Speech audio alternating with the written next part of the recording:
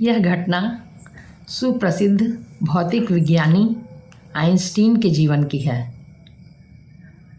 एक बार आइंस्टीन के ड्राइवर ने कहा कि सर, आप जो सभाओं में भाषण देते हैं वह मुझे बिल्कुल याद है।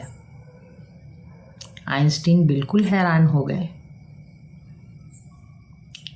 फिर उन्होंने कहा कि इस बार हम जहाँ जा रहे हैं, जहाँ भाषण देना है हमें, वहाँ के लोग मुझे नहीं पहचानते हैं। इस बार आप स्टेज पर भाषण देंगे।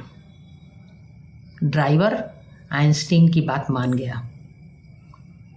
सभा स्थल में पहुंचकर सचमुच ड्राइवर स्टेज पर चढ़कर आराम से भाषण देने लगा। बहुत अच्छा भाषण, हूबहू आइंस्टीन के भाषण जैसा। दर्शक बहुत खुश हुए और खूब तालियां बजीं।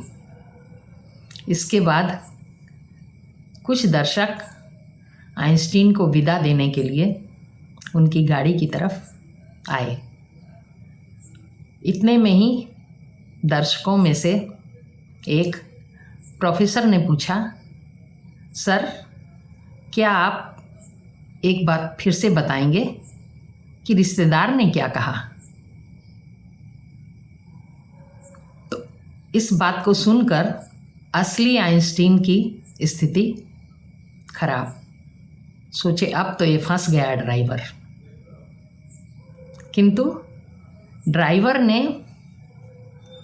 बहुत आराम से प्रोफेसर को कहा, आपको इतनी साधारण सी बात समझ में नहीं आई?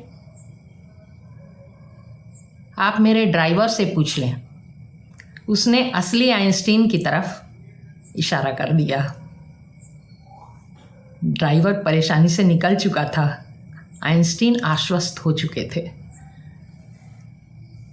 इस कहानी का तात्पर्य यह है कि हम अगर पढ़े लिखे और बुद्धिमान लोगों के संसर्ग में रहते हैं, उनके पास उठते बैठते हैं, तो हमारी बुद्धि का स्तर, हमारी सोच उन्हीं की तरह हो जाती है। और मूर्खों के साथ अगर हम अपना समय बिताते हैं तो हमारी बुद्धि का स्तर और सोच भी उनके हिसाब से ही नीचे उतर जाती है।